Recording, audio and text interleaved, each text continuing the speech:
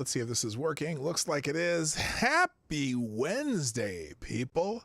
It's Woke Wednesday. Oh, I got to pop out my chat here. I never did that. I've had some little technical difficulties early on, so I'm glad that you made it, those of you who are here. Why can't I hear myself, though? Let's try that. Hey, volume. I can hear myself. I'm going to get the chat into the, into the thing here.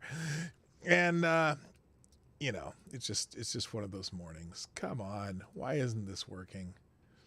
I will have to figure this out during the intro. But anyway, it's Woke Wednesday, Hump Day on the Morning Night Live, as you know. And tell you what, let me see if I can figure this out in the 1 minute that I have. That is our intro. Is the intro 1 minute long? How long is the intro?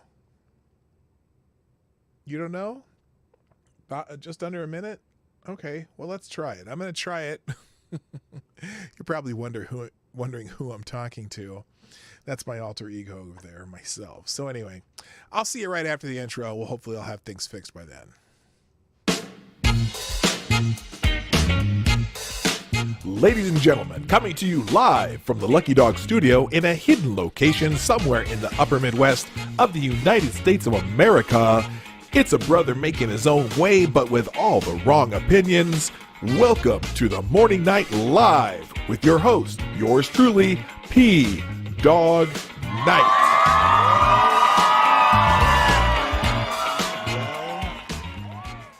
Would you look at that? Welcome to the Morning Night Live. I'm your host, Marty, also known as PDawgKnight on the internet. And welcome back to the PDawgKnight Channel. It is Wednesday, the 31st of March, 2020. April coming, well, March going out like a lamb. Did it come in like a lion? I don't know. But it is March, and we're all here on this lovely, lovely day. And I hope you are. I hope you're having a good morning. I have had my little share of issues with the computer and internet and stuff, but now looks like things are working. Oh, I got to change this though because I know that's the wrong link now. So hang on a second. Let me fix the link to the show. Everything's messed up because I already sent out notifications on other platforms, but at least the one on Twitter I sent out will be the right one.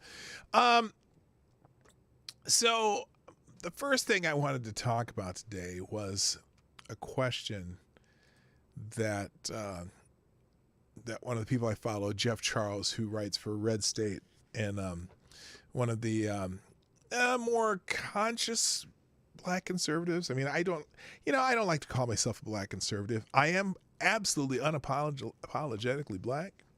I am unapologetically conservative, but the connotation of the words in combination, black conservative, gives people too many preconceived notions, and it depends on who you follow. So some people, you say those words together and they think Candace Owens, like, okay, or they think Brandon Tatum, or they think ABL or something like that. But then others might think of Felicia Killings or Uncle Hotep or Jeff Charles, for example, or there's all sorts of people out there that and look, even in this smaller category of black conservatives, we're not a monolith.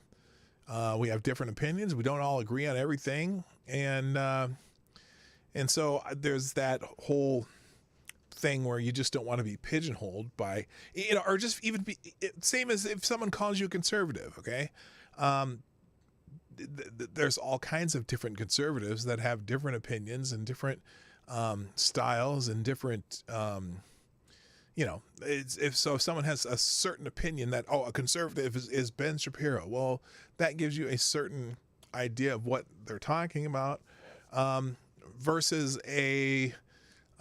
let's say a Clarence Thomas, who's completely different, or Bill Kristol, God forbid, who has kind of jumped the ship, so to speak. So it's anyway. I hope everyone's doing well. So the question that Jeff Charles came up with, though, is the one that I put in the thumbnail, because there's been a lot of talk as we've been watching the the Asian hate narrative going around in the media, based on I won't say dubious evidence, but evidence that that seems to be pushing an agenda. Okay, and I don't know necessarily why this particular agenda has jumped out. Mainly I know why, because it's a way to bash the former president who had the audacity to talk about where this this unwanted visitor from a country of origin that shall not be named came from, because he liked to say where it came from. Okay, and so it's a way to blame him for something that's probably unrelated to him. So the question that Jeff Charles came up. So there was this incident with the gentleman who was the Uber driver, Mohammed Anwar, and where the two girls went to carjack his car, tased him, dragged him, or whatever, car accident, he is killed. So they're being charged with murder. And the question is, because, that case has been all over conservative media, right? And so the question Jeff Charles asked, would most of conservative media care about Mohammed Anwar if the people who killed him were any other race than black, than African American, or whatever you want to call it? Would they care? Because, a lot of people, and I see this where a lot of people are hung up a lot on, the race of the two girls, or at least just quick to mention it, and almost making Mohammed Anwar secondary, at least according to some of the conversation in this thread. And so the thread here, I'll show you right here. Hang on a second. Let me pop that over here. So here's the thread. There's the question. And saying it's a simple question. And I think it's actually a bit of a complex question. Okay. And so, but my personal answer is yes, but only if non-white. So, for example, if the girls were Hispanic or they were some other Asian, proclivity, or just, anything, if they're anything but white. And here's the reason I use that as the answer.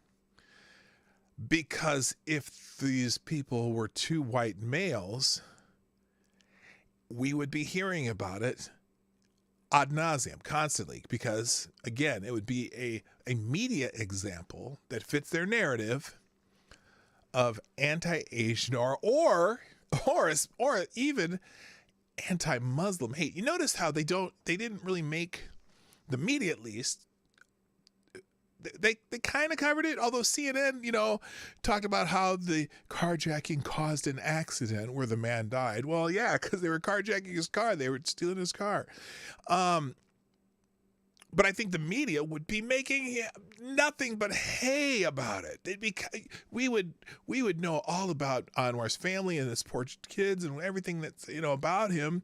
And granted, I haven't followed it as closely as I should, but I don't know if the media has made a big deal. Now, remember, when the knucklehead down in Atlanta went up and shot the massage parlors, for that entire week, we heard about him, his name, the victims, the anti-Asian hate, this and that and that. And then you get out to the deal in Boulder, okay? And until they said who he was, oh boy, Twitter was a flutter. Oh, white supremacy. It's white supremacy, that. White supremacy. And in this case, well, people are still talking about the two girls killing the man. I'm actually fascinated. Yeah, in conservative media they are. And are they making a big deal because they were black, or just because this is, again, it goes against that narrative where, you know, there's another case in New York, a man who beat up a woman. Okay, now I haven't seen anyone making a big deal about it, but the man was caught today. It's in the New York Post. But not nearly the coverage. And maybe it's because of the race of the perpetrator. So I don't know. So as I go through this thread, I'll give you some of the answers which are fascinating. And for the first comments here, oh man, this is cynical. And Jeff says, yeah, I agree. I'm very cynical on this. I'm seeing conservative media figures being more concerned about the race of the murderers than about the victim himself. It's been about 50-50. Talking about where he's from, and this immigrant came here. But I see where he's coming from here. Too many of them are becoming like the left, which does the same thing when the offender is white. Point well taken. By the way, thank you. This is Kyle. I know that you sent this a little bit ago, and I appreciate sponsoring the show. This is Kyle says, hello, chat people and P-Dawg. As I figure out what the hell I'm doing here. Hang on a second. Oh, let me guess.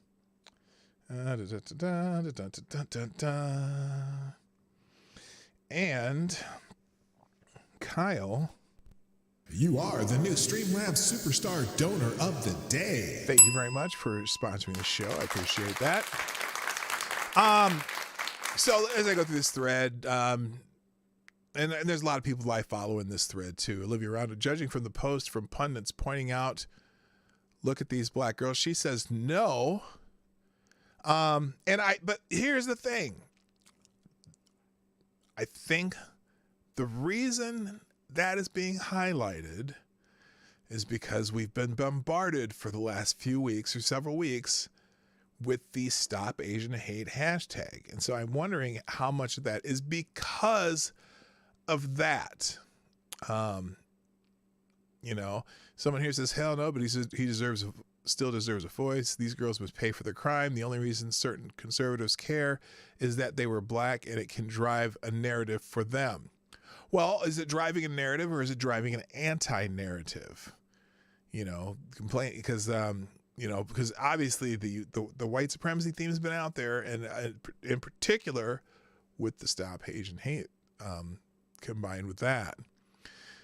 I can't speak for conservative media personally, but personally I would. Let's take for a second the race and sloganeering out of it. The man was 66 years old and still working his ass off. He's just a few years older than me.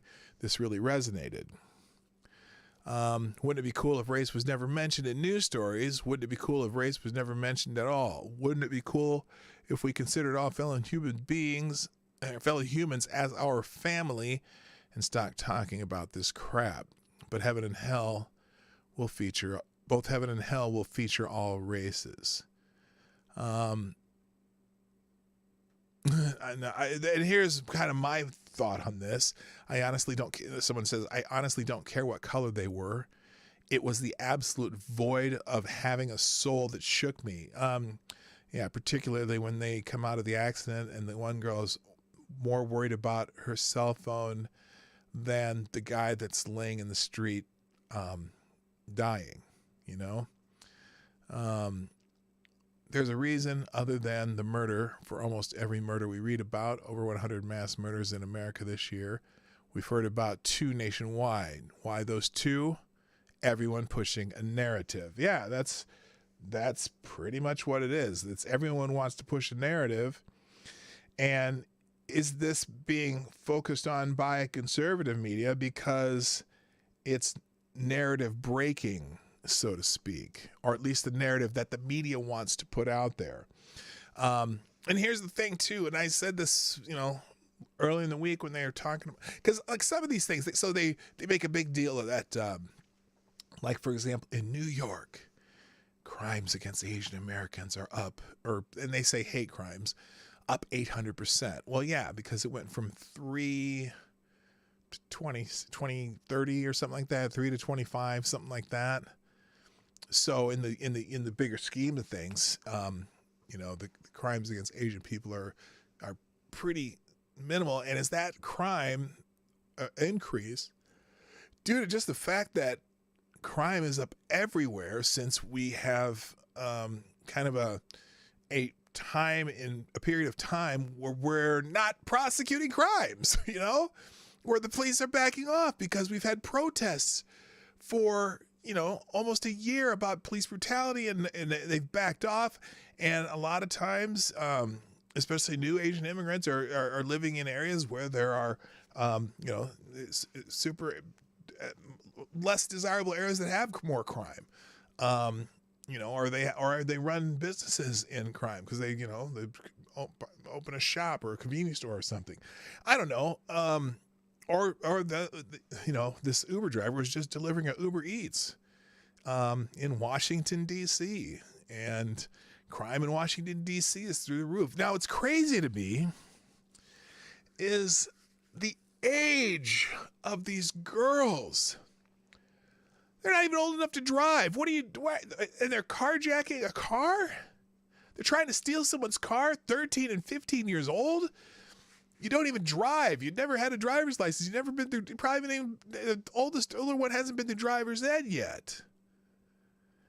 I don't get it. What the hell's going on? It's awful. It's crazy. Oh, what the hell did I do there? That's not what I meant to do. Okay, there we go. So anyway, yes, because it was so horrific and it was on video. That's the other part. It was on video. It's a terrible accident that someone caught on video. And the other thing that bothers me about this one in particular is there's all these people standing around and the guy filming it, maybe he didn't immediately understand what was going on. Because you just don't think that two young girls are going to carjack somebody, right? And it wasn't carjack. He was doing a delivery. I think what happened, it looked like he was doing the delivery. They saw the car. He left running. And then he came back and they were stealing his car. He's like, no, that's my car. You can't take my car. And, but even so anyway, the good point is yes, because it was horrific. It was on video. And again, viral video, no matter what race they are, I think people will be talking about it. I think the fact that some of the conservative people are mentioning the girl's race because of the current Stop Asian Hate, it's because of white supremacy. It's Donald Trump's fault. That's why the race is being mentioned. But I think too, it's just one of those horrible things. This woman says, yes, because it was so horrific and it was on video. I didn't even mention race in my tweets. I mentioned the age of the girls. It was like George Floyd. We were all horrified. It's the video that really makes the difference. Someone answered her, most conservative media were not horrified by George Floyd's death. That's false. That's completely and utterly false. Tweets of very prominent conservatives prove that. At the time, everybody was horrified by George Floyd's death, but nobody had no one had time to remain horrified because immediately the riots began. But the idea that anyone at the time, because by the video we saw, it looked as though that's why George Floyd died. Now, there are other reasons possibly why he died, but again, my position on this, I think Chauvin is responsible. I don't consider it a murder necessarily, but he is certainly responsible for his lack of situational awareness, and should be disciplined in some way. I don't know, there's a whole lot of factors on how that ends up being, but probably. Probably not as much as they do now, since they could use it to point at the absolute hypocrisy of outlets only covering these events with gusto if they can somehow make it about white supremacy, the white supremacy narrative to stir shit up. And that's kind of my position too. That's why a lot of these conservative outlets,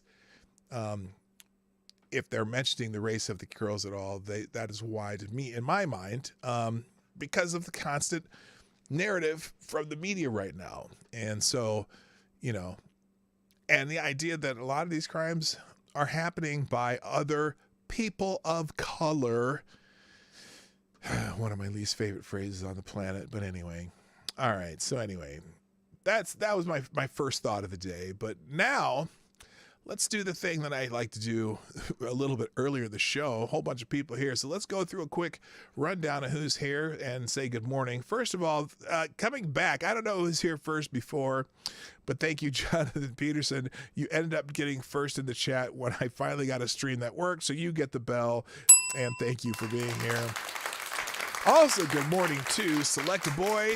Yeah, boy. Nice to have you. Good morning, Jesse Leon. Yes, this is the one for now. Also, good morning, Zach Osborne. Avocados Diablo, the Devil's Advocate. Good morning to Maddie. Thank you for tweeting out the show, as you always do, and always in a very colorful way. It's fantastic looking at that. Good morning, Jaeger Pony, my favorite Canadian.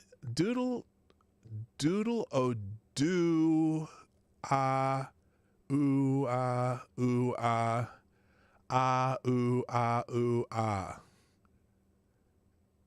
Okay, I don't know what song that is, but hey, same to you, buddy. All right, good morning, Grazilla. Nice to have you here. Fox P2, Tyra Deos. Good morning, Justin Anderson. How you doing? Ronan Wolf. Got the trucker horn for Ronan. Good morning, Anna Lynn. Good morning. Oh, that was for Maddie, too. Also, good morning, Katie did the skate. Good morning, Ebony Williams, Spambot22. John Arnott, excuse me. Also, hello to Sean D.W., Willett Forge, Jonas Pedersen. Nice to have you here. Also, good morning to Random American. Let's see. I'm scrolling. Jedi Ghost Bear, what's happening? Let's see. Cultist 4, check your logic. Sapphire Dragon. Good morning. Also to, am I getting there? Infamous One. Nice to have you here, as often you are. Good morning to Not Provided. Keenan, what's up? Unlikely pushes conservatives' points. However, these. Oh, you're talking about Bill Kristol, I think. Okay. Anyway, also good morning to who am I missing here? Am I getting everybody? I kind of am. Okay. Oh, Paul Farrell, what's up? Nice to see you. Thank you for commenting in the when you're watching offline too. I appreciate that. Also, good morning to. Let's see. I got Spambot22 already. And I think I'm kind of there. Fight for your rights. I see ya. Drew W. Welcome back. And Jada Emerald. So anyway, thank you very much. James Colley's in the house. Thank you for the 5 spot who says, oh, by the way, James Colley, with that 5 spot, you are the new Streamlabs Superstar Donor of the Day. And thank you. The message is, televised capital punishments being carried out. I guarantee crime will go down. Either that or hold thug rappers responsible. I hope you have a great show and happy hump day. Get on with it, Boomer. Okay, I got you. Thank you. Thank you very much. The thug rapper thing, hold thug rappers responsible. Yeah, it's entertainment. It's not, hell no, you missed me. I just said hi. What are you talking about? Okay, I got you now.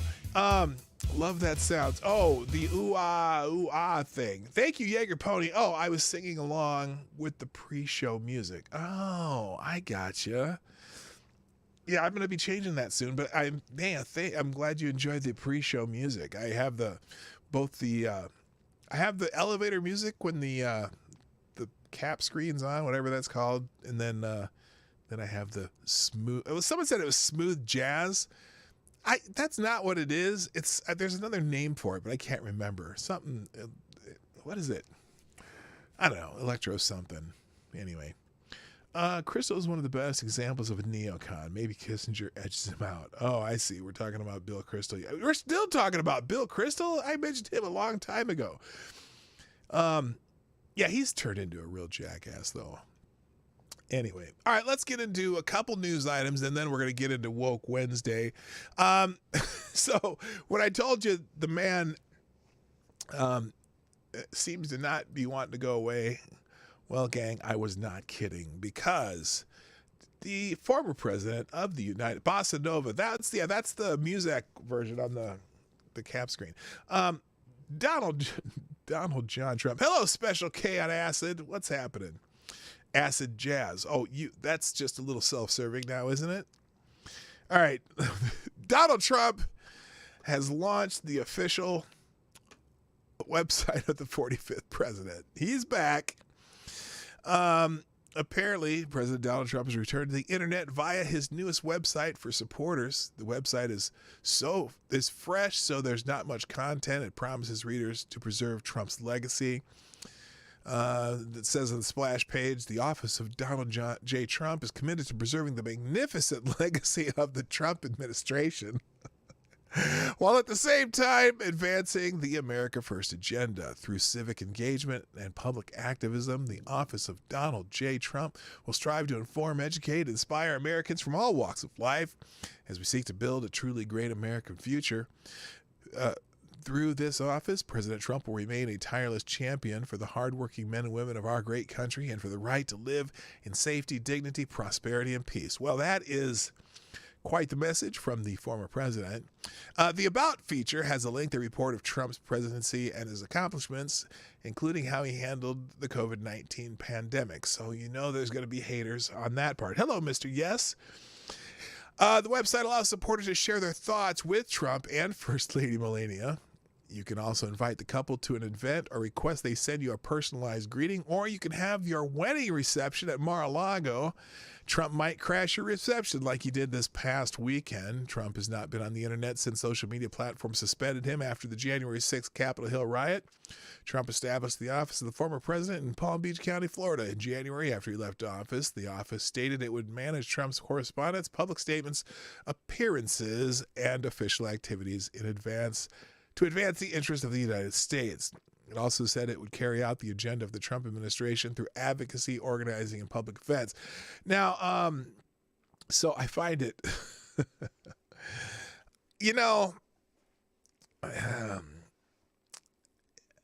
by the way, I do, in fact, have my cup of reparations right here so everyone can take a sip.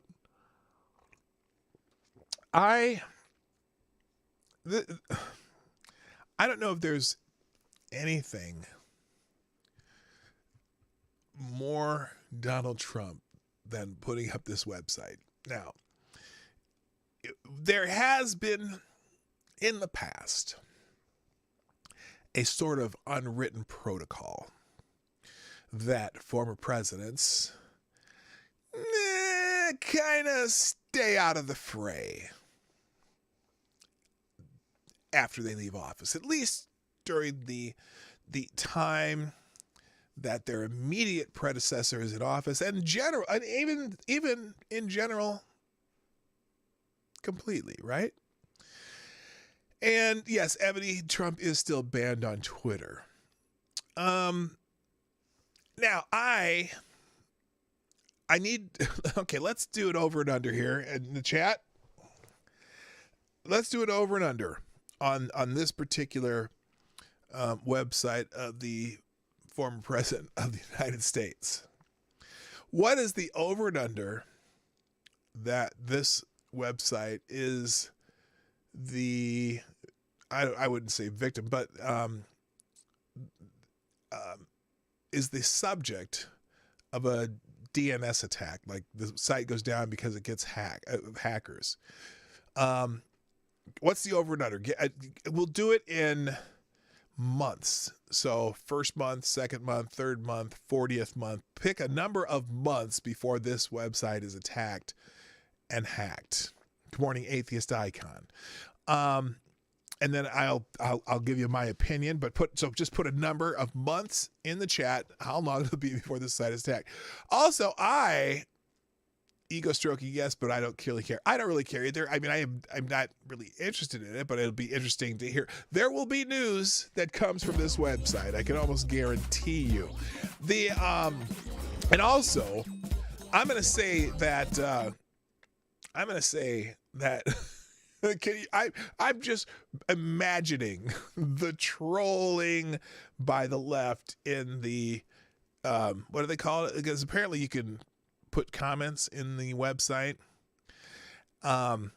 Now, I think for the most part, the hate comments are going to be overshadowed by people who support him. Let's see. We got some numbers here. Well, first, thank you, Black Hebrew Israelite, for supporting the show. That's right. Let's see. From 2019, the so-called anti-racists are calling black people people of color instead of colored people. Is there a difference? I don't think so. That's right. When will we add wood chipper as a method of execution? That's right. The views of the guests and people in the super chats of the Morning Night Live are not necessarily the views of the Morning Night Live itself, but that's a very good question. I don't know if you accidentally hit that twice or if it just came and played twice. We'll check if there is one. I'll charge it back. But thank you very much, Black Hebrew Israelite, for sponsoring the show today. I appreciate it. That's right. So let's see. I'm looking at the choices here. 1 month, less than 2, which would 3 months. 2 seems a consensus. 1, 2 weeks. It's being attacked now. They're actively going for the firewall now. Within 6 months for a full hack, DNS attempts are probably already being made. That was going to be my answer. I don't think much will happen, but if so, 3 months maybe. My feeling. Hello, Cynical Lindsay, by the way, and Good Morning Gamer Valine also. I think it's going to be like right now, like right now, right? I think that I just think as soon as they saw the announcement, they're in there trying to hack it. And who knows? Hopefully the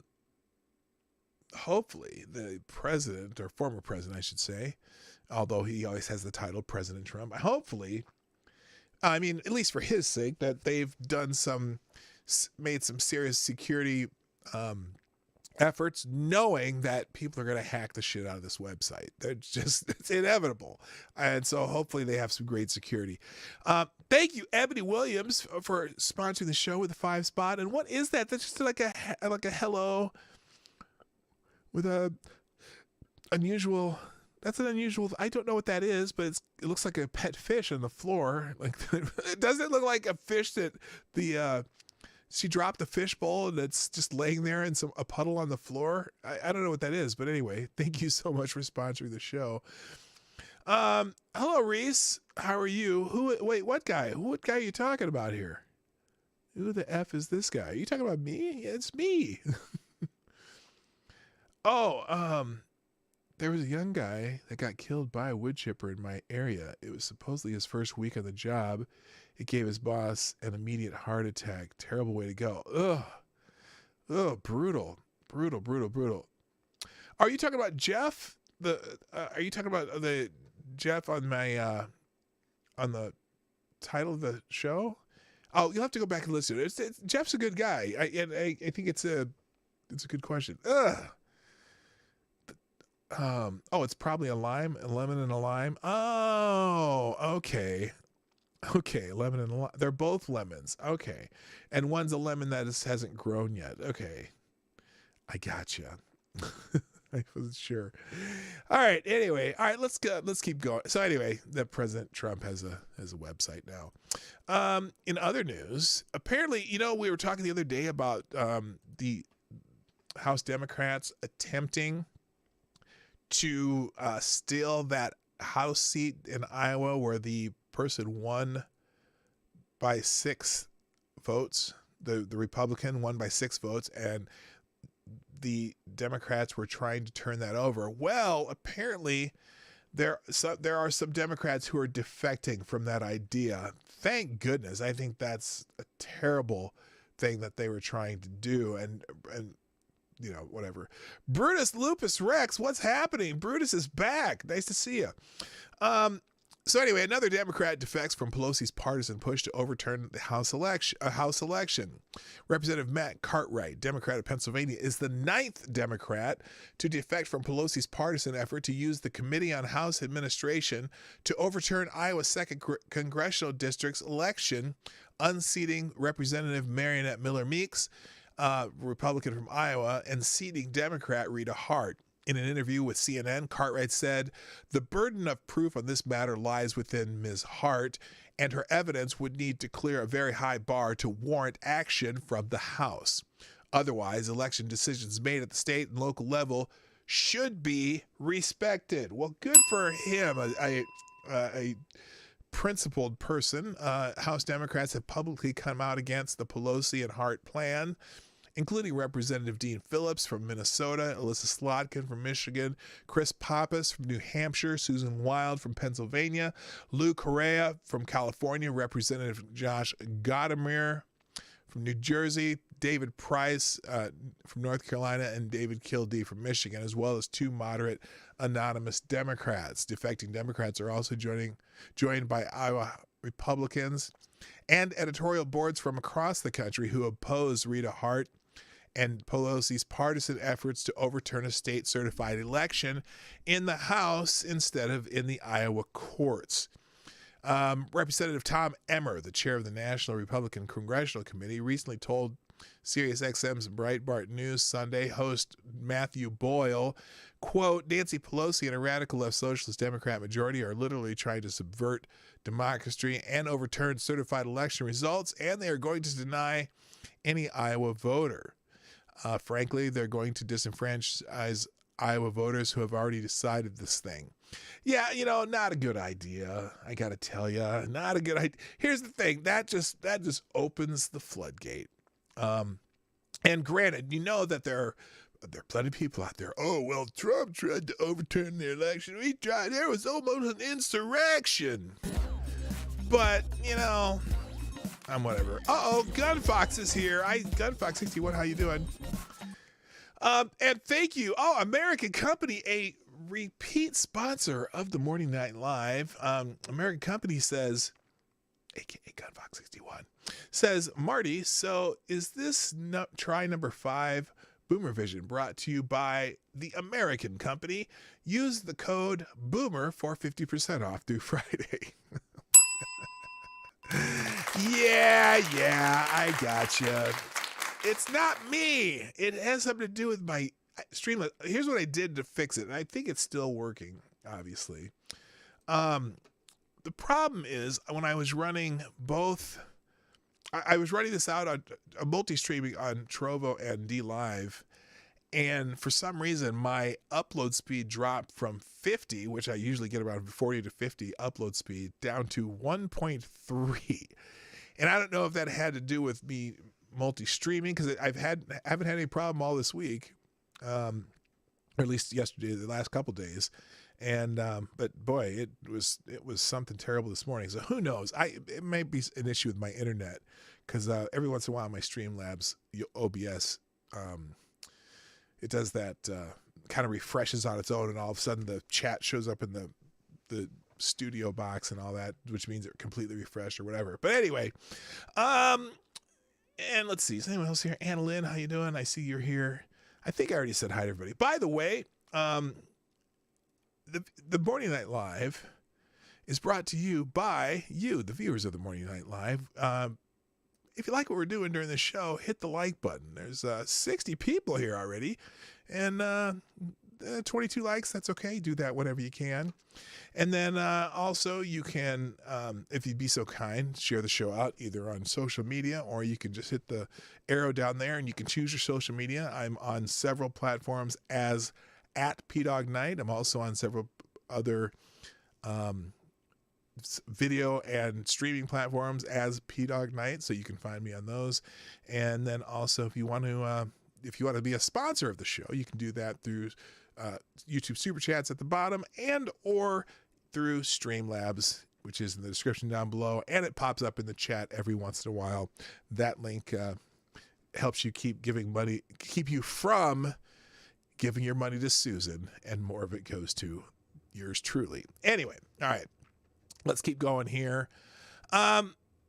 So I just found this article interesting, and it's in Front Page Magazine. And so this one we're going to go, since it is Woke Wednesday, so we'll talk a little bit more about race. And this one is Race in America still incoherent?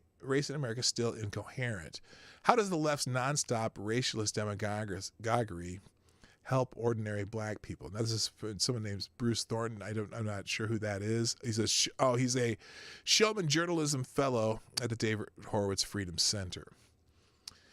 Recently, we witnessed yet more examples of how incoherently the woke establishment talks about race. This confusion and duplicity can be explained by the left's commitment to, by any means necessary, as their most important tactic for increasing their power. But it also reflects the strange persistence of the old racialist categories that flourished during the age of Jim Crow and scientific racism. First came the murder of 8 people, 6 of them ethnic Asians, by a clearly insane, guilt-obsessed sex addict. Despite confessing his motives and their corroboration by friends and family, the woke commissars instantly began blaming white racism against Asians, fomented by Donald Trump and his white supremacist minions. This attack, the narrative continues, explains the outbreak of anti-Asian hate crimes first stirred up by Trump when he insisted on calling the current pandemic Chinese. Of course, this is all blatantly preposterous. Identifying diseases by geographical origin goes back half a millennium to syphilis being called the Italian disease. In 1957 and 58, we had the Asian flu, and in 1968, the Hong Kong pandemic. No record of a breakout of anti-Asian pogroms back then. As for white supremacists, a plurality of hate crimes against Asians are committed by black people. Meanwhile, blatant institutional discrimination against Asian applicants to our most prestigious universities, a lawsuit was making its way to the Supreme Court until Biden's DOJ tossed the case, continues to punish Asians for being hardworking and disciplined. Hello, TC Ball, what's up? Then quickly followed another mass shooting that killed 10. Once more, the itchy Twitter fingers of the woke decried psychopathic white males as dire threat to our health and safety. Turned out the perpetrator is from Syria, most likely Arabic. While critics of the hasty woke gloated over the blunder, most people seemingly didn't notice that Arabs are Semites and Semites are Caucasians, just like Swedes. Or at least they used to be. Identity politics has turned Caucasian into a synonym for people of European descent.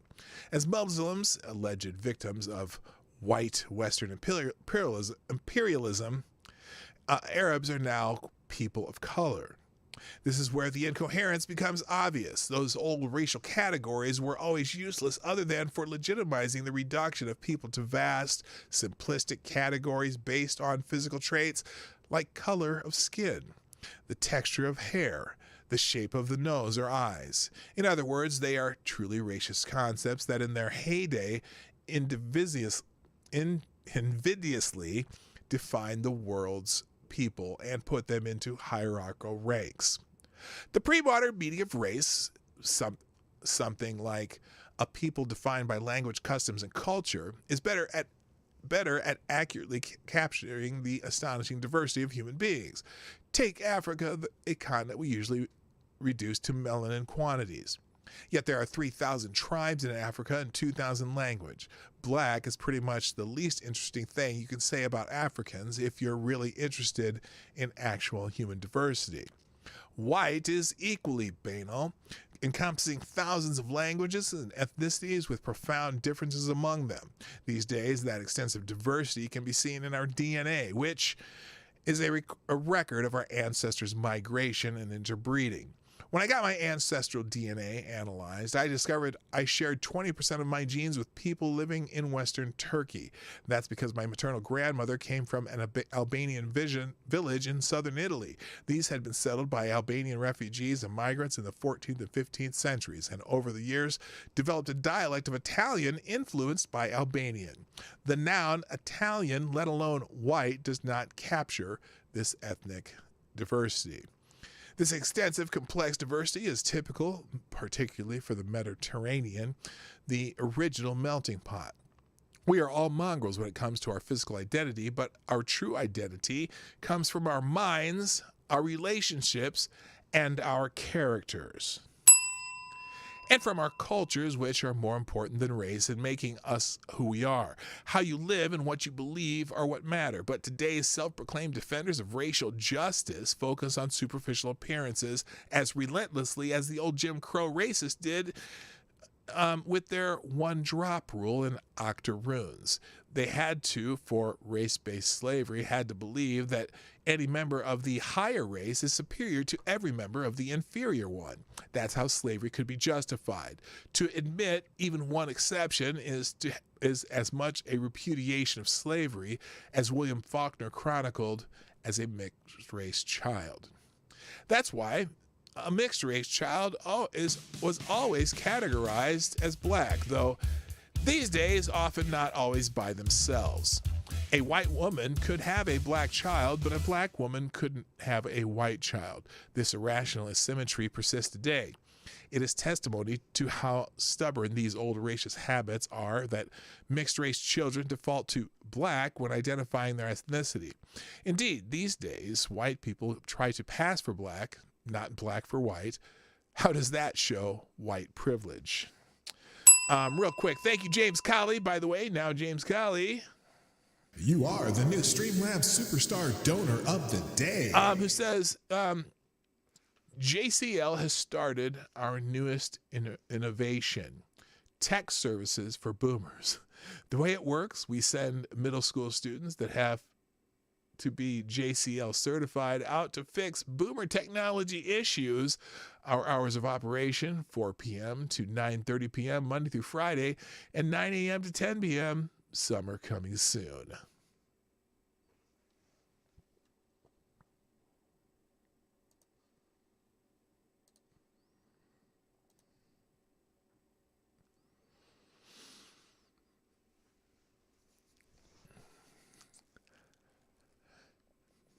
That's hilarious.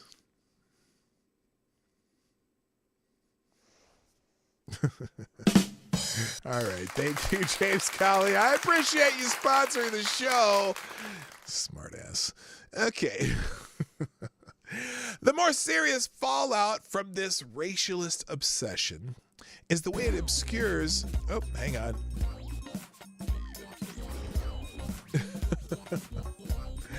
Thank you, Black Hebrew Israelite. That's right. Continuing to sponsor the show, do you have any wild stories as a male cheerleader? Now, what brought that up? Yes, I was a male cheerleader, by the way. I was one of the time.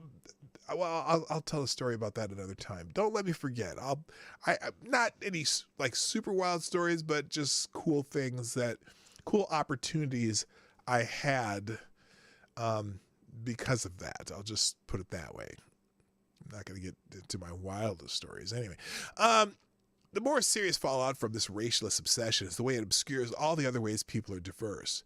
Take faith. The history of black people in America has been bound up with their Christianity. The heroes of the abolition and civil rights movement were not so much liberal or progressive Caucasians, but the black churches and clergy. Yet in our times, we rarely discuss issues concerning race from the perspective of traditional black Christians. Not a lot of time is spent by our pundits in talking about transgender rights or abortion from the perspective of black Christians. Consider socioeconomic class. The notion of systemic racism simply erases the fiscal and social advantages that come to college-educated professionals. The blacks we see on television, whether a news anchor or an actor in a commercial, are mainly from the quote, talented 20th, to paraphrase Du Bois, and 20% of blacks who have a four-year college degree. Somehow they are supposed to typify and represent the other 80%, including the working class and those trapped in inner-city hellholes. But their social reality is very different. I'll cheer to that. And those differences are more important than superficial similarities. It's long been obvious that the racist color wheel isn't about human or social reality. It's about political identity, demonizing the one demographic that the woke most associate with conservatism: straight, white males. You're fucking a white male! With a whole suite of innate question-begging dysfunctions like racism, sexism, xenophobia, Islamophobia, homophobia, transphobia, and a general inclination for greed, violence, and selfishness. That's why once Caucasian white Arabs like Congresswoman Rashida Tlaib can call themselves people of color and reap the benefits of being an official victim certified by government agencies, universities, most of the media, and the entertainment industry. In other words, woke radicalism is all about leveraging factional power, political power. Identity politics is predicated on victimhood and grievance grifters. Racial grievance comprise of the crises the power-hungry left never let go to waste. And if there isn't a crisis, they make one up.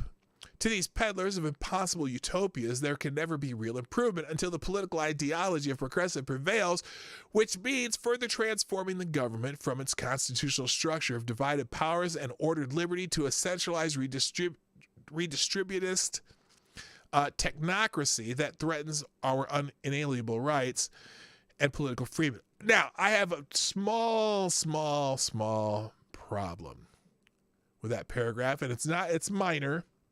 But when he says, let's see, identity politics is predicated on victimhood and grievance. Okay, that's give that point. Racial grievances comprise of the crises the power-hungry left never let go to waste, and if there isn't a crisis, they make one up. True. To these peddlers of impossible utopias, there can never be real improvement until the political ideology of progressive prevails. There, I'm going to stop. Not true. Here's the thing. When he says that there can never be an improvement until the political ideology of progressives prevail, that's never going to happen. That's the problem, because there's a lot of money in grievance grifting. So there's no matter how much progress or how much improvement there is, there's going to be a new source that they're going to find a grievance with. It's not, besides the fact, never let a crisis go to waste, never give up your crisis either, because that's how you make money. That's how the SPLC and the ADL have been able to continue, and by continually ever expanding what the parameters of the crisis are. Anyway, we've been living with these contradictions and hypocrisies for half a century, but the trauma of Donald Trump's presidency drove the woke to intensify this dysfunction by several orders of magnitude. Hell yeah. Our surveillance and punishment of racialist transgressions is reaching surreal levels, with tweets or statements made years ago by callow youth now being excavated and elevated into capital crimes. Only now it's a career and social media access that are canceled rather than life.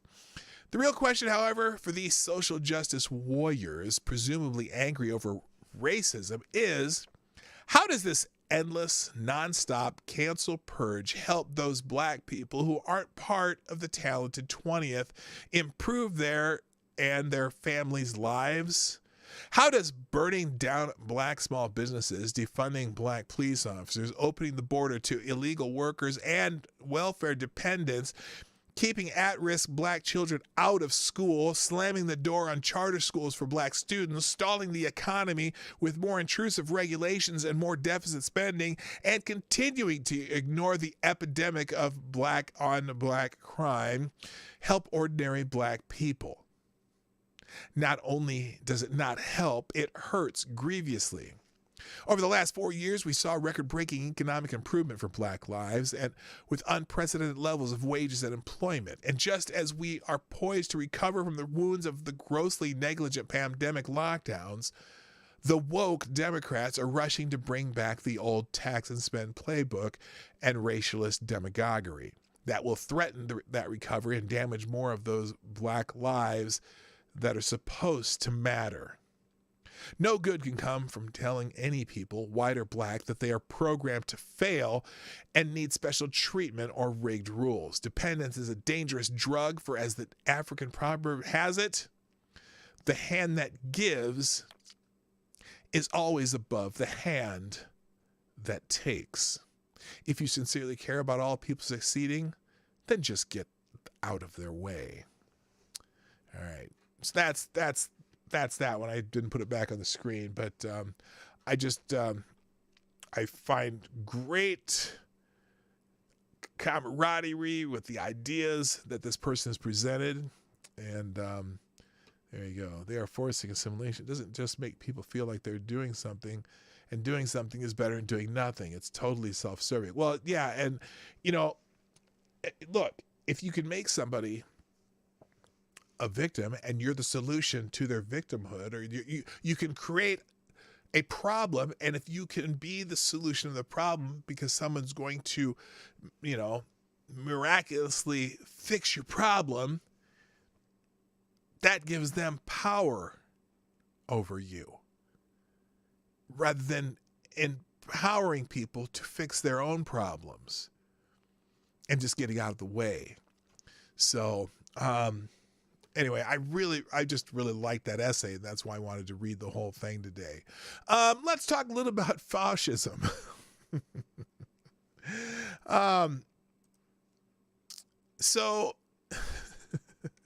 And I just found this one funny in the Federalist. Fauci has no idea what's going on in America, and that's just how we might beat him. By the way, I am working on my new fascism merch. I don't know. I have some trepidation. Buy Special K on acid. Or wait, who's going? Luval. Oh, love you all. Special K on acid. Thanks for dropping in. Thank you. I have a little bit of concern with this new merch that I was thinking of, because I love the idea of the hashtag resist fascism. Good morning, Agent Research Directorate. Be well and do not be the victim of Asian hate. Or maybe you're just researching Asian hate. Anyway, my concern is, am I going to get in trouble with one of these places that make shirts for making a shirt that says resist fascism?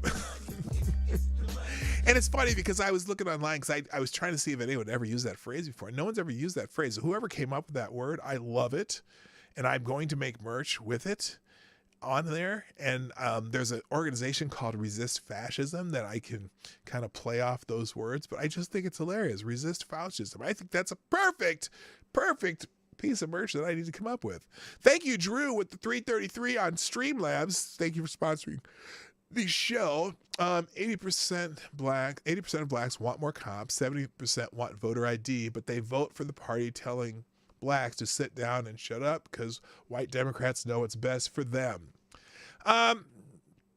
Yeah, I don't know. I think yes. I mean that is factual. And thank you very much for sponsoring the show.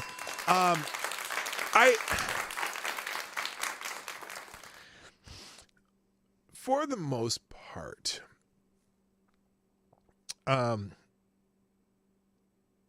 let's see. The whole voter ID thing, that one, I still don't understand. Someone decided to argue with me on Twitter, and she made a stat that just made zero sense. Let's see. What the hell is it?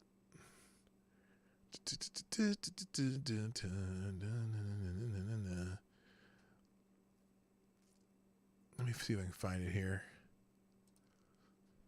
I got someone chirping at me on Twitter.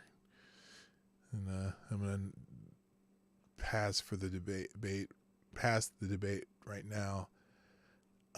What did this woman say? Something about how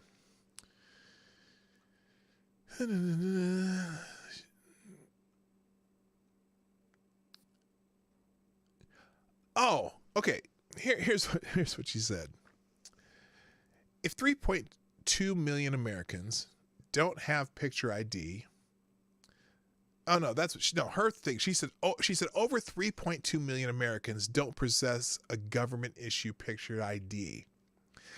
They are found among the elderly, minorities, the poor, and young adults aged 18 to 24. The Brennan Center estimates that 18% of all seniors and 25% of African Americans don't have picture ID. Now,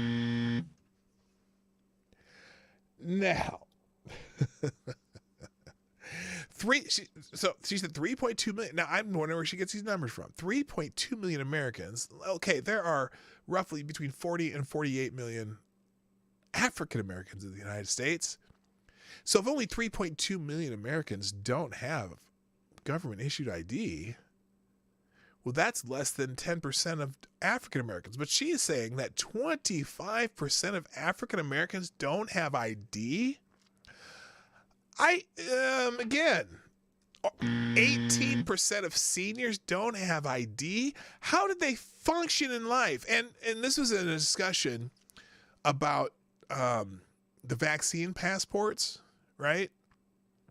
So now you realize, and I found this out when I got COVID myself, you can't get tested for COVID without an ID. Is testing for COVID racist?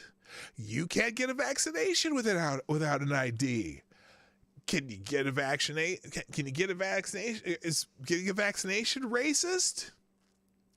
If they're thinking about having a vaccine passport that's can go on your smartphone, how many people don't have smartphones? Or, are you going to carry around a little piece of paper, your vaccine passport, to be able to go anywhere, to be able to go to the grocery store? How are they going to figure out who you are to give you a vaccine passport? Aren't you going to need an ID? She broke it down by demographic. It makes sense. No, it doesn't. What? Wait, what are we talking about here? Because, wait, I'm not sure what you mean there, Gamer Valine.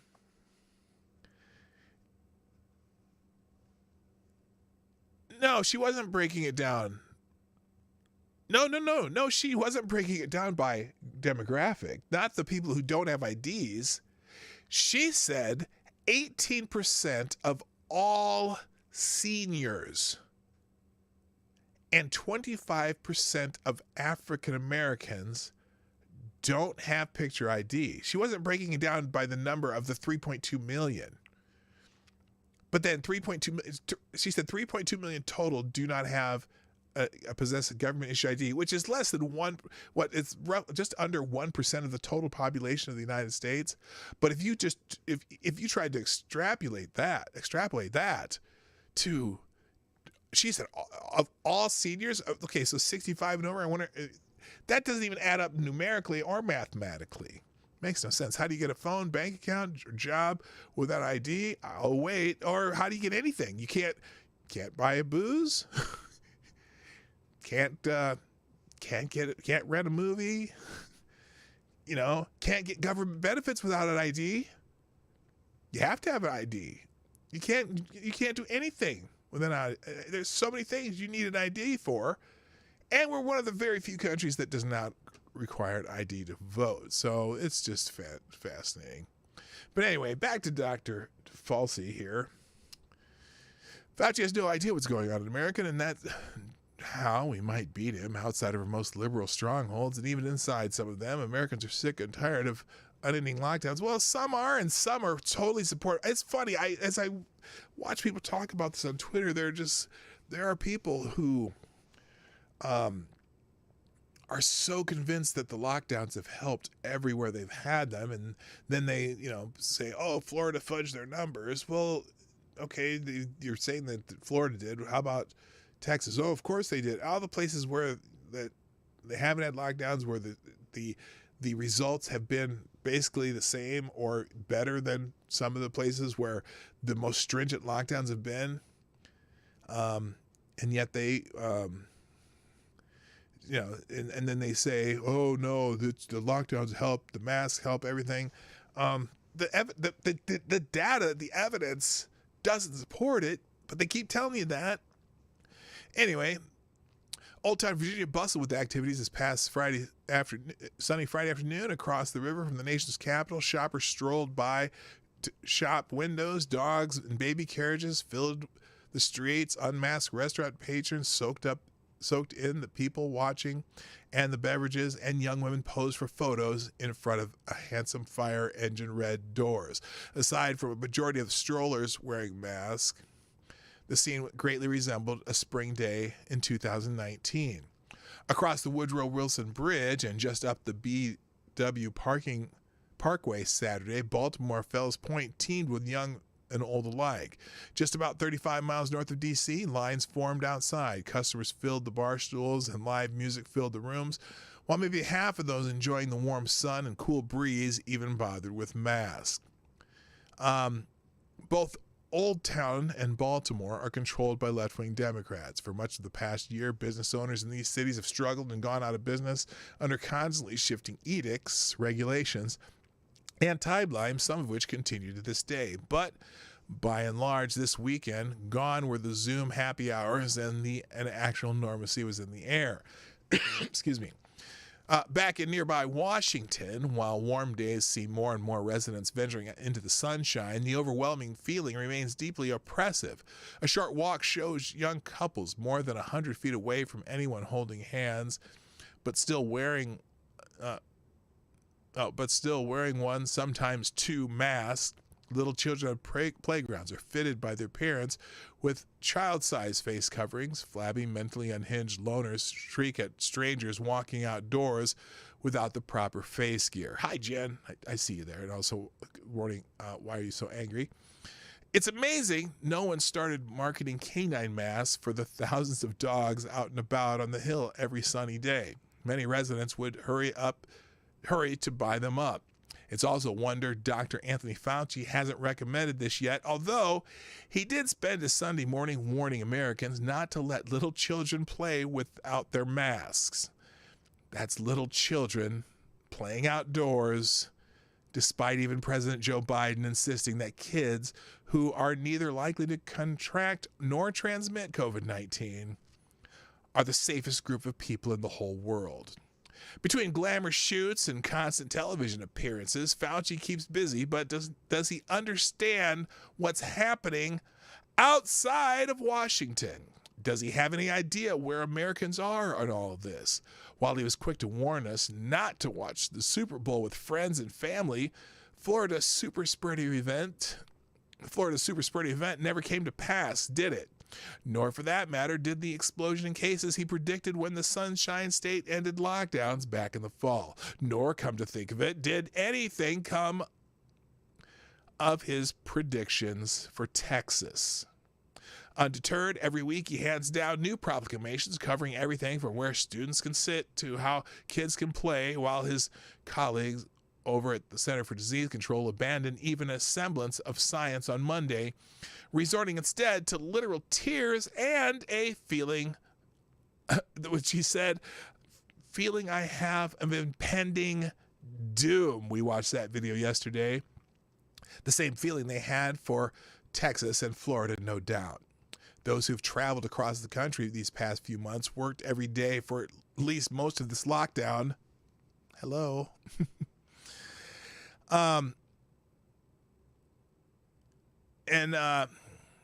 Visited family a few states away, or even spent some time driving around the countryside, know that outside of our most liberal strongholds, and even inside some of them, Americans are sick and tired of unending lockdowns. Each empty timeline, promise, and threat, no matter how novel, just seems cheaper than the last. In his first primetime speech, Biden told America that if they do everything Fauci tells them, there's a good chance you and your family can get together in your backyard or in your neighborhood and have a cookout or a barbecue and celebrate Independence Day. And writers in The Onion laughed. Or as the writers in The Onion laughed, Biden announces America will be able to do what they did at Christmas by July 4th. Just as the accusations and meltdowns of unstable people grow louder, as fewer of their neighbors live by their fears, so too will the warnings from Fauci and his allies grow in severity as a few Americans live by their words.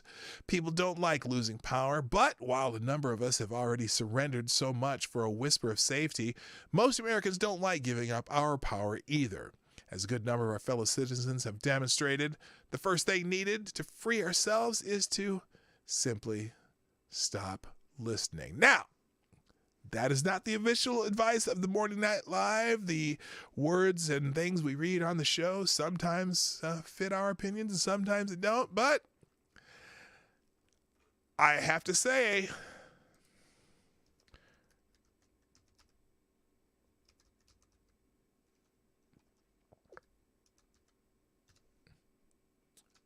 resist Faucism. Yeah, I don't know.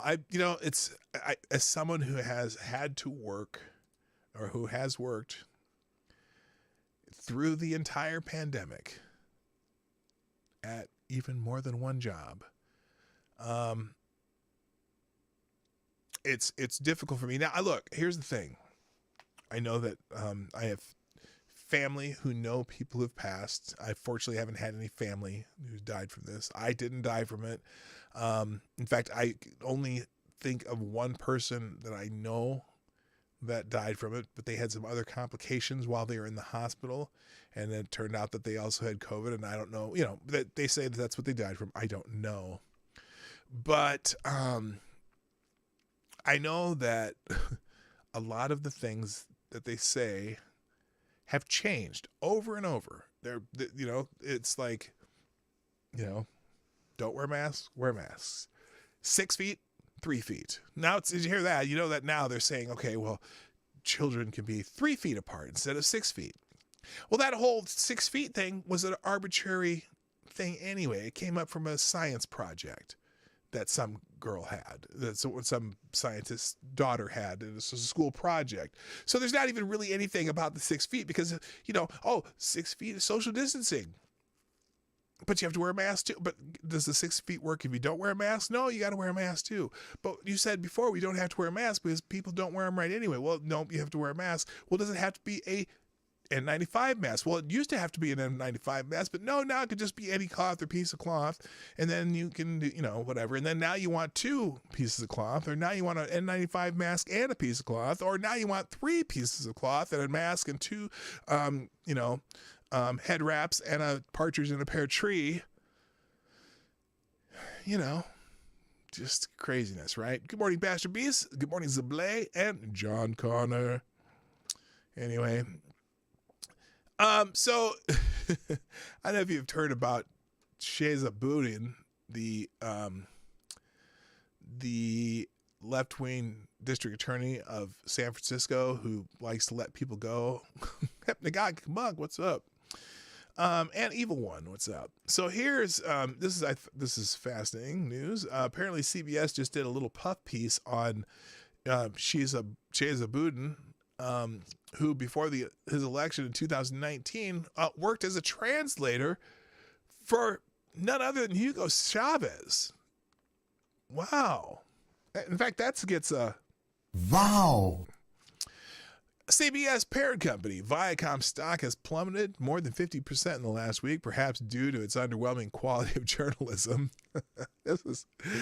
Earlier this week, the company paid streaming service Paramount Plus aired a special 60-minute segment on Shaq Daddy, the radical left-wing district attorney of crime-ravaged San Francisco.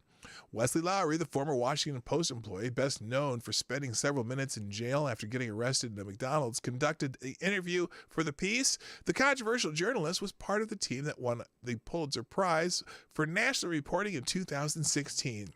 Since leaving the Post in 2000, 2020, Lowry has become a prominent critic of objectivity in journalism, as well as an author who specializes in writing in the first person. Lowry introduces Boudin as being among a wave of progressive prosecutors who've been elected across the country who are trying to turn protest into policy by cracking down on law enforcement. Unlike most district attorneys, Lowry notes, Boudin's own life has been directly touched by incarceration. That's because Boudin's parents were a member of the militant left-wing Weather Underground, the activist group, as Lowry describes it, a terrorist group, according to the FBI, and were sent to prison for taking part in a 1981 armed robbery that left 2 police officers and a security guard dead and several others wounded. For all intents and purposes, Boudin is presented as someone who is ultimately familiar with the unfairness of the American justice system. Boudin's mother, Kathy Boudin, was released on parole in 2003 and is the co-director of the Center for Justice at Columbia University. Oh, a professor. Imagine. His father, David Gilbert, is still serving a 75-year minimum sentence at a maximum security prison in New York. After his parents were incarcerated, Boudin was raised by none other than Bill Ayers, the Weather Underground leader best known for his association with former President Barack Obama. It's a small world after all. Other aspects of Boudin's radical ideology are left unmentioned, such as his fondness for the left-wing left-wing authoritarianism. He has worked as a translator for Venezuelan strongman Hugo Chavez, for example, and even praised the dictator's controversial campaign to abolish term limits. Boudin's grandfather worked as an attorney for Fidel Castro. Boy! And now he's an American district attorney in San Francisco. Since Boudin's election in 2019, Lowry reports crime remains a potent wedge issue in San Francisco, mostly due to the fact that the city's crime problem is out of control. Walgreens has closed multiple stores in San Francisco due to rampant shoplifting. Boudin's efforts to decrease the prison population, whether by releasing inmates early or by showing leniency to repeat offenders, has been criticized by police officers and city residents alike. This past year, several people have been killed by repeat offenders who might have otherwise been in prison for past criminal acts had they not received lenient treatment by Boudin's office. This is happening in cities across America, by the way, just if you didn't know. Think of Mike Schmidt in Seattle. Think of Kim, whatever her name is, in Chicagoland area. There's the one down in Dallas as they don't prosecute any property crimes under $800.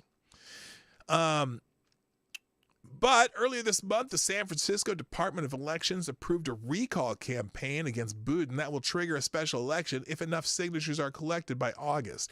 The CBS segment pits Boudin, white, privileged, educated at Oxford and Yale, against his critics in the police department, including the Hispanic Union president and the black chief of police. The city saw an uptick in homicide and significant spikes in arson, auto theft, and burglaries last year, Lowry explains, adding that some have been quick to blame the increase on Boudin's efforts to keep people out of jail. Indeed, they have. Some have gone so far as to seize on the controversy. The organizers of the campaign to recall Boudin, for example, immediately slammed his appearance on 60 Minutes, suggesting it was a desperate attempt to spin the narrative surrounding his controversial tenure.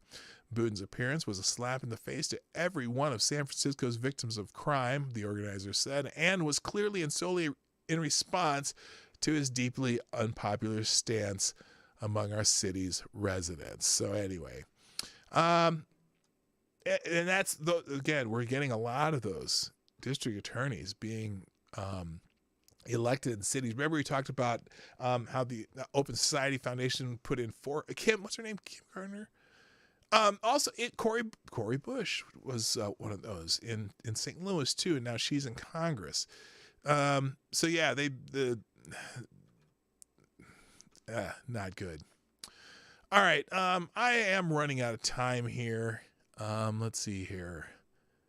Oh, now YouTube is removing the dislike feature. This is funny.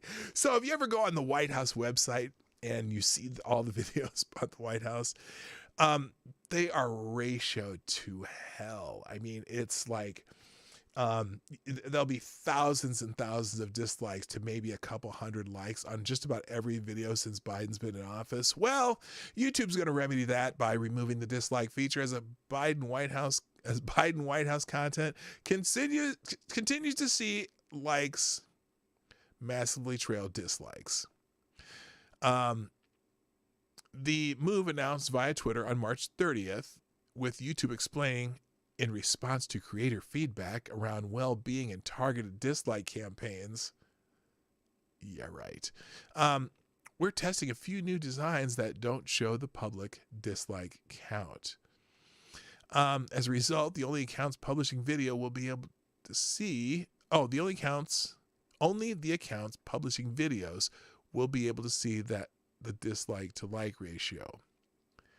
Okay, so that means instead of the like live events, I guess. Let's see. In response to, if you're part of this small experiment, you might spot one of these designs in the coming weeks below. Creators, you will be able to see the exact numbers of likes and dislikes in YouTube Studio. For viewers, if you're in the experiment, you can still like or dislike a video to share feedback with creators and to help tune the recommendations you see on YouTube.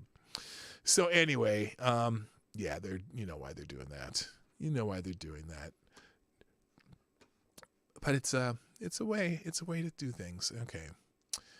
We're gonna skip that. Big tech meets the British monarchy. Oh, what was this one? Why did I even open this? Oh, Aspen Institute claims that its Commission on Information Disorder represents a diverse expertise of backgrounds and lived experience.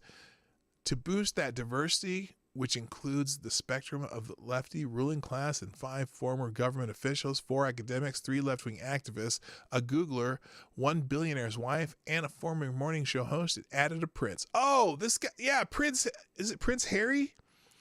He's joining some, is it left-wing think tank that talks about social media or something? I don't know. I'll just leave the article here. I'm not going to read that one. Papa John's. What's going on with Papa John's? Says PR company that planted racism allegations after he would not pay $6 million. Papa John, the dude that used to be Papa John's, he's doing some dumb shit, and I don't even know what it is. And maybe he's claiming it's a setup. I don't know.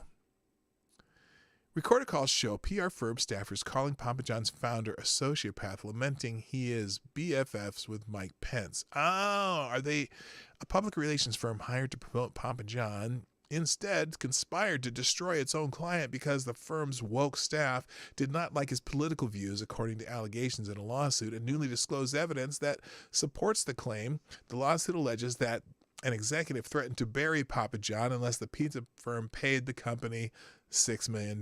So there was some extortion. So Papa John's name is John Schnatter, and he was the subject. And I remember he had all that negative media coverage, and he had to kind of step down. And then Shaquille O'Neal kind of came in and joined the board of Papa John's and whatnot, because Shaquille O'Neal owns like dozens of Papa John's franchise restaurants.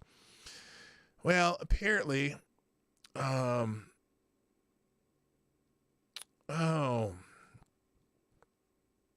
okay. You can read this one. He got in trouble because he used the word that shall not be used in reference to talking to how, he's being harassed and this and that. And Colonel Sanders actually used the word that shall never be used. And so he said the word, and so that got him in trouble. Anyway, so that apparently the PR firm, he's saying that the PR firm was kind of extorting him for that. Anyway, don't know. The lockdowns have not worked, LOL, in blue states except for the street drugs and levels of addiction to very vile behavior by a few. Yes, I just looked down. All right, let's see. What else did I have here? 64% of... Why did I get off my screen, Candace Owens, please. Oh, 64% of Americans see cancel culture as a threat to their freedom. This is in the Daily Wire. Let me just have, okay, I'm going to finish with some commentary real quick. Because, and that article's there, and then the other articles left. One is the Maryland legislature votes to repeal the state song over ties to Confederacy. Anyway, and so... because it was adapted from a poem by James Ryder Randall, a Confederate sympathizer. So you have to cancel the song, even though the song doesn't talk about the Confederacy, because the writer of the song once was sympathetic to the Confederacy. It's just how things seem to work. And then we're going to get into this cancel thing. Also, let's see, the diversity delusion and the pursuit of mediocrity. You can check that one out. I'm just going to go back to... Oh, let's finish with this. This is funny. So, Huffington Post and the LA Times got angry with Jimmy Fallon, because Jimmy Fallon featured a young woman who's apparently doing a tribute to TikTok dances. Okay. And for whatever reason, this young woman might have been engaging, maybe kind of culture appropriation, kind of. So here we go. Today's brave and bold journalists often let Twitter serve as their editor's desk. If they see something on social media they want to embrace, no matter how large or small the movement, they pounce on it. Far-left entertainment sites like The Wrap and Variety often take this approach, particularly to mainstream progressive narratives.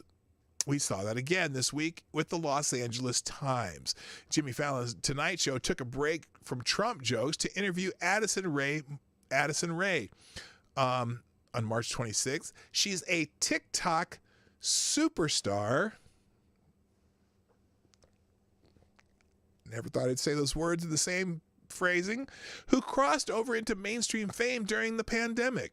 Fallon coaxed Rae to perform a compilation of dance moves that originated on TikTok because both Fallon and Rae are white.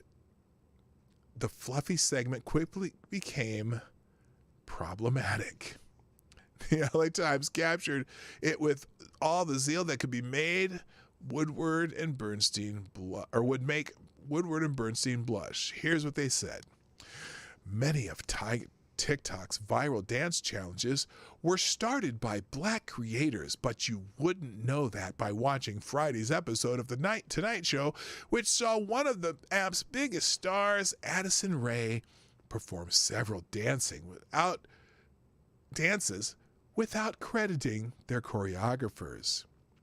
Stealing from black entertainers or having white creators regurgitate it to the masses is American History 101, one person tweeted after Fallon shared a clip of Rae busting a move to 8 different songs. I think black creators should just stop creating content for like a good 6 months and just observe what these people come up with, wrote another in a tweet that had amassed more than 261,000 likes. To complete the outrage, the narrative, the LA Times cited such Twitter luminaries as Dracula Spectacular, Jabba the Slut, Ratch 0122, and Miss Mango. All very prominent people on Twitter. The reporter, hoping to cap a likely Pulitzer Prize-winning effort, reached out to both The Tonight Show and Rae for comment. To be fair, other woke news sites jumped on the controversy too, including Vox, HuffPo, and Decider. Vox slammed Rae's moves as oddly lethargic. Now, while we wait for an official response from The Tonight Show, perhaps a new hostage-style apology from Fallon, TMZ was also on the case. One of the site's video journalists caught Rae on the street minding her own business and asked her for her reaction To the uproar, Ray said the dance creators were mentioned in the YouTube notes attached to the video, which is accurate, but to do so on live TV would be awkward. It's kind of hard to credit them during the show, she said, keeping her composure and her dignity in the exchange. They all know that I love them so much. Then again, had Ray credited the various choreographers during the show, that wouldn't be enough either, according to Vox. Quote, if Addison Rae gives you credit for your dance on her TikTok post, they've all been getting better about this, that doesn't mean much to a marketing executive or a talent booker who comes across her video as an example of why she'd be good at selling lip gloss. The same mechanisms of celebrity, the ones that favor family-friendly faces, aka young, beautiful white kids from middle-class backgrounds, except for every commercial I've seen on TV the last six months, anyway, are very much in play here, especially when that frame is largely driven by algorithms that serve people what they already want. So yes, Addison Rae's video is cringy, but there are more important things to criticize here. Anyway, just, again, controversy for controversy's sake, and it gets you talking about race again, which is exactly what they want everyone to talk about. Let me talk a little bit about cancel culture, though, because I saw something this over the last week or last few days, whatever, that also annoys me in the old cancel culture realm. So we saw that article about what is it, Lil Nas X and his video. I don't remember what the name of the video is, but where he does a lap dance for the devil, and then he sold some Nike shoes that were customized and had pentagrams on them and this and that, and everyone's complaining about Lil Nas X. Now look, whether or not you thought it was blasphemous or whatever, or whether or not you thought that, because some people were, he's actually worshiping the devil, and just it's so shocking and whatnot. Okay, that's fair. And now interesting. I don't know if I saw anyone actually trying to cancel him, so to speak. But I did. People were very critical of him, right? And when we on the right talk, yes, I know he's being sued by Nike for copyright or for trademark infringement. Here's the thing. Now, if we are going to be consistent, what's going on with this? Oh, I see. If we're being consistent, we've been watching. Oh, for copyright? I thought it was for trademark infringement. Anyway,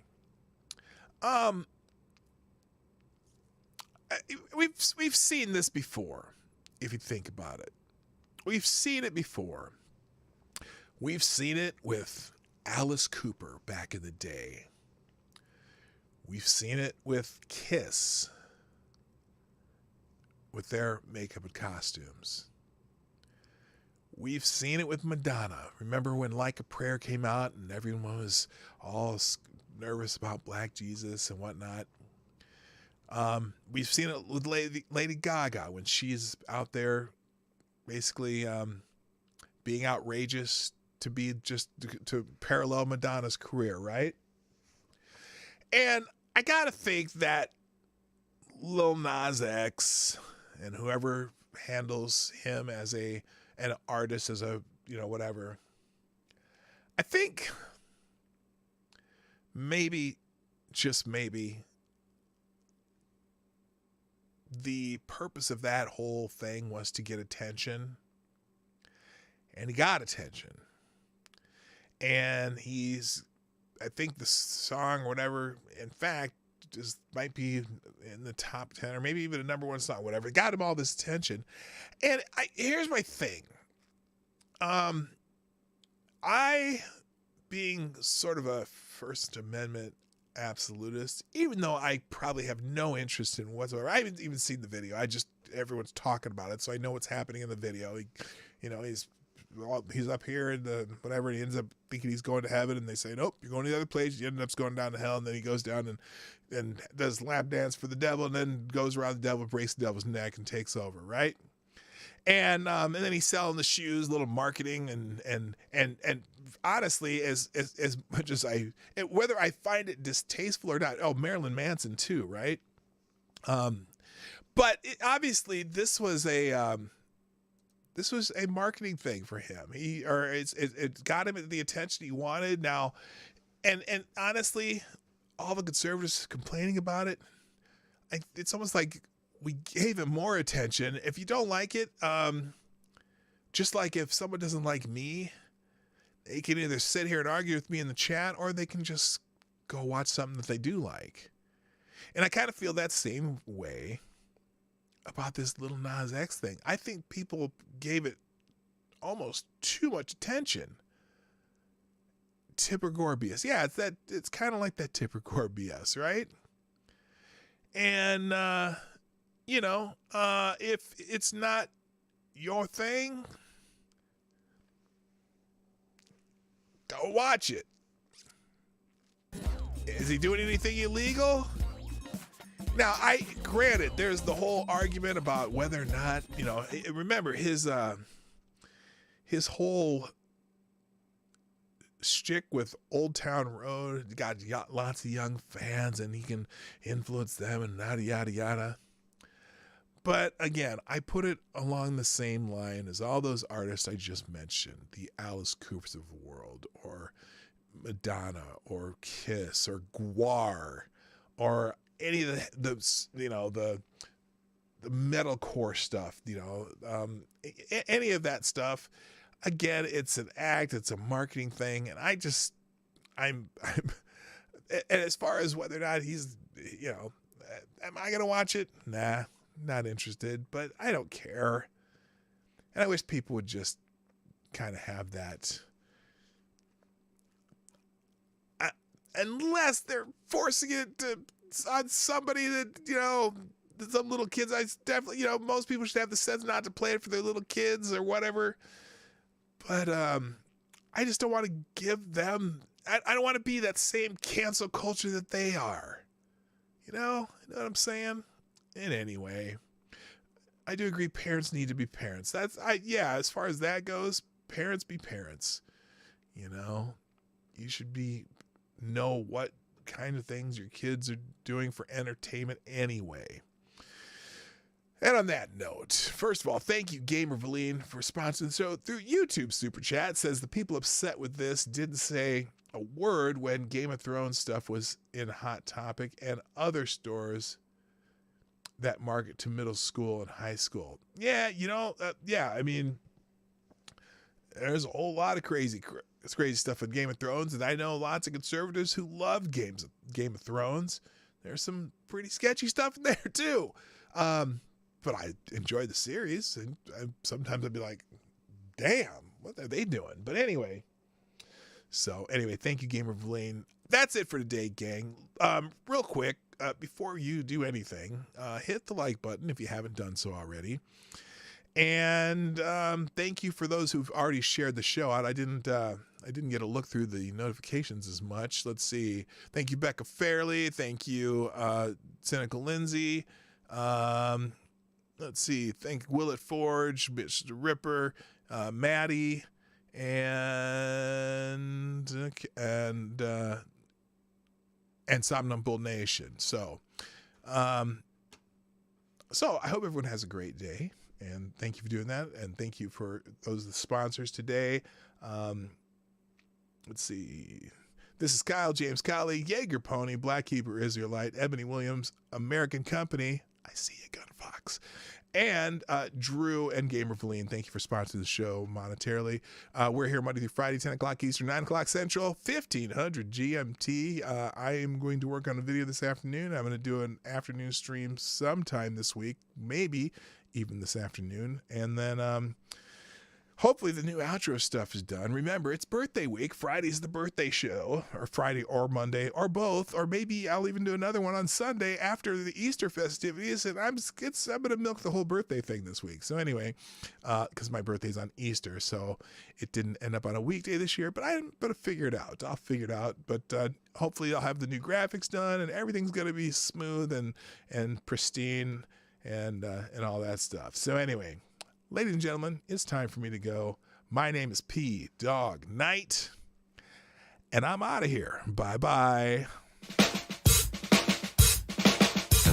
Hey, this is PDawgKnight, and thank you for watching today on the PDawgKnight channel. If you have an observation or remark you'd like to make about this video or my channel, I absolutely welcome you to write it in the comments section down below. I really look forward to hearing from you. And before you go, if you like what you saw but you're not already subscribed, please make sure you hit the subscribe button and definitely click that bell that pops up afterward so you'll be notified when I post new videos or when we go live. I broadcast my live show, The Morning Night Live, Monday through Friday at 10 a.m. Eastern, 9 o'clock Central. A special thank you to all supporters of this channel who share our videos on social media and who make donations through the Streamlabs link, which is also in the description down below. Thanks again, and until next time, I'm PDawgKnight, and I'm out of here.